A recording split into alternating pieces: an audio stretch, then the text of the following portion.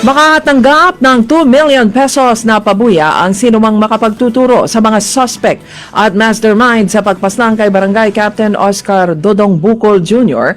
ng 3 de Mayo, Digo City. Inihayag ni Attorney Israelito Torion, ang legal counsel ni Vice President Sara Duterte, na maglalaan ang Vice Presidente ng 1 million pesos bilang pabuya upang matukoy ang mga nasa likod ng krimen.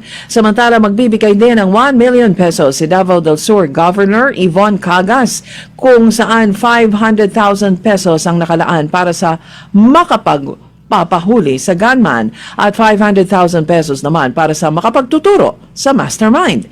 Isinailalim na rin sa paraffin test ang ilang mga persons of interest, kabilang na ang isang umano'y nabanggit na biktima bago siya bawian ng buhay, si Police Colonel Peter Glenn Ipong.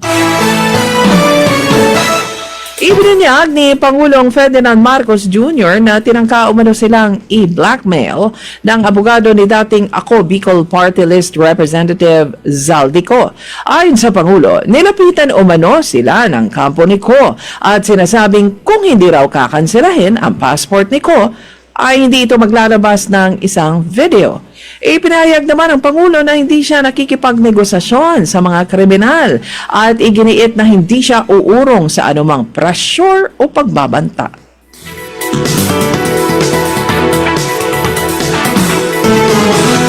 Muli na namang nag-ingay si Claire Castro, ang tagapagsalita ng Malacanang, na umani ng maraming batikos dahil sa uri at style ng kanyang pagharap sa media. Kahapon, may reaksyon ito sa sinabi ni VP Sara na handa na siyang umupo bilang presidente sakali mang magbitiw si Pangulong Marcos dahil sa isyu ng pagiging addict nito at katiwalian sa national government, lalong na sa budget. Agad rumesbak si Castro at sinabing ang pahayag ni VP Sara ay bahagi ng destabilization. Unacceptable daw ang pahayag ni VP Sara, anya.